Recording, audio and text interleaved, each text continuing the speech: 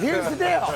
Now that we had 4 games yesterday, baseball very quickly takes front and center. The Dodgers took care of business against the Padres, as you predicted. Yes. The upstart Phillies, look out for them as that virus continues to grow across America. And it's all of our worst nightmares that the Eagles are 5-0 and the wild card Phillies might actually make a run to a World Series. They beat Atlanta yesterday afternoon. And then, of course, the Houston Astros down big to the Seattle Mariners. It's 7-3 in the 8th. It's 7-5 in the 9th. They get 2 guys on base. They bring in a guy named Robbie Ray. He won the Cy Young last year. He did. He's not a relief pitcher, and he sucks against this guy. And 3-run home run later, the Houston Astros steal a W from the Seattle Mariners. Cody, go. Listen, the Mariners are an incredibly good team, and this is their one chance. This game was their one chance to steal one from the Astros, who are the best team in the American League. Quite frankly, I don't think there's any team in the American League that can take them, except maybe your New York Yankees. Yeah, we're going to Greg. get to the Yankees in a second. Here's what I don't understand. That's Jordan Alvarez. Do we have sound of this, by the way? Because no, we've no sound of it. It's just a great home run call that you can get elsewhere. That being said, Robbie Ray's not a relief pitcher. No. His numbers do stink against him. Why would Scott Service bring him into that spot? Because at the end of the day, there's no one on that team at all that's a better left-handed pitcher than Robbie Ray. You go with your best guy. He went with his best guy, and unfortunately, the Astros' best guy took him yard. Yes, final score 8-7, and then let's get to the game that really matters, the New York Yankees. Now, I was watching last night, and to be honest, I was scared. And I'm not scared like I need to stay on the porch and get a dog scared. I was scared that something happened that I wasn't aware of. I love Bob Costas. He's one of the great broadcasters of all time. Bob Costas is doing play-by-play for TBS, and he started the broadcast off by telling us that the game almost didn't happen. I thought there was something terrible going on. What went through your minds? If you didn't see it live last night, you're watching it right there. What could have gone through your mind? Nothing good. Nothing good Only at all. bad things like shootings, stabbings, fire, Armageddon, asteroids hitting the planet Earth, little men with, some type of weapons that we've never seen before taking out our police force. I went crazy thinking about what might have happened. Yeah. Oh, good. I went and made sure my kids were okay. I tucked the dog back into bed, and I said, whoo, we have survived something bad.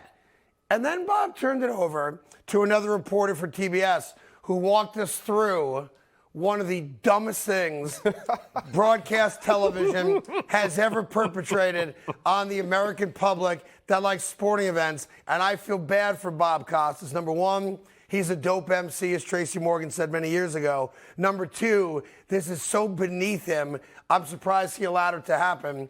Here's what the scandal was that almost stopped baseball from happening in the Bronx last night. Oh, of course, yeah.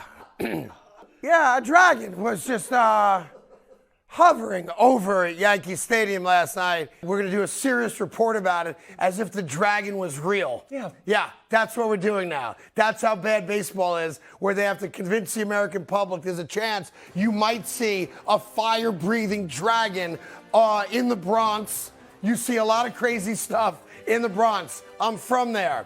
Fire-breathing dragons aren't one of them, Greg. Yeah, no, it would have been nice if they wouldn't have made it seem so real. Right. Like, seriously, I was thinking, what did I miss? Like, come on, guys, aren't we better than that? No. We actually put a fake dragon over Yankee The Stadium. dragon is pretty Woo! cool. No, it's not, Woo! Greg. Pretty cool. Do not defend this. No, I'm not defending it. I'm just saying the dragon itself. It looked good. You're a dragon guy. You love, you're a puff guy, right? You're one of those, I don't know, Barney guy. Yep. You love dragons. He's a dinosaur. What? Barney was a dinosaur. No, whatever. at nighttime, Dragon Barney becomes dinosaur. a fire-breathing dragon. Does it? Apparently, dragon dinosaur is the same thing. Yeah, pretty much. I've never seen one. Have you?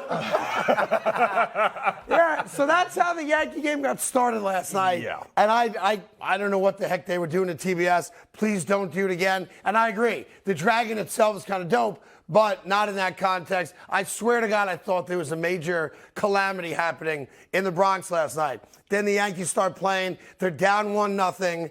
And then Mr. Harrison Bader ties the game at 1-1. Here's John Sterling on the call that we're not going to play for you right now. But here's what happens. The Yankees wind up getting a big home run later from Anthony Rizzo. All is well in the world. The New York Yankees win the game 4-1. Their first home playoff game in 3 years. And the world is back at peace. And everything's in its proper order. The New York Yankees are at home, and they won a playoff game, and all of us are very happy. Are you happy about Garrett Cole? You've never been a Garrett Cole guy, and Garrett Cole last night looked really good. Yeah, he did, and he got out of the big bases loaded jam early, struck a guy out, and listen, it's all good. So the Yankees win, the Dodgers win, the Astros win. Philly's the only team that wasn't expected to win that wins the game, but baseball's back, and you saw some very good high-level baseball from really, really good teams. Yeah. So this was important, and I can relate simply from being in Lambeau for so many years, the mystique of the frozen tundra and playoff football. But we had lost for a good portion of time leading up to our kind of run of being better as a team in the postseason. So with this pressure being off, winning that first game, the Yankees, man, they might just. They're going to be. By the way, it's a good point because there was also pressure on his buddy Garrett Cole. Yes. Because the issue for the Yankees has been guys making $320 million. Has he been the ace that the Yankees expected him to be? And ever since that spider tack nonsense, his ERA would indicate he's not been that guy. His ERA is 3.5 runs as opposed to under 3 runs. That was a huge start for Garrett Cole last night. And you're right, the Yankees, there used to be a thing in Green Bay. I remember as a kid growing up hearing about it that, hey, if it's under 32 degrees, the Green Bay Packers have never lost a game at Lambeau Field, right? And then you lost 5 out of 6. We don't have to talk. And the Giants went there and took care of business. But you're right. There's not a lot of buildings left in sports where the building itself has a mystique to it. Lambeau Field clearly is that place. Even though it hasn't been a dominating place for the Packers of late, it's still Lambeau Field. Fenway Park, I think, has that in Boston. Yankee Stadium, even though it's the new Yankee Stadium, has that in baseball. There's not a lot of places like that. Madison Square Garden. Nick Bass, when the Knicks have stunk for 25 years, but the building itself has a mystique. So last night, you got to see a building that was on fire last night, and not because of a dragon, because the New York Yankees did a good job. Hey there, thank you so much for watching The Carton Show. You can subscribe right here to get all the latest bits and segments from the show. And by the way, while you're at it, we have a lot of great shows on FS1, so check them out too.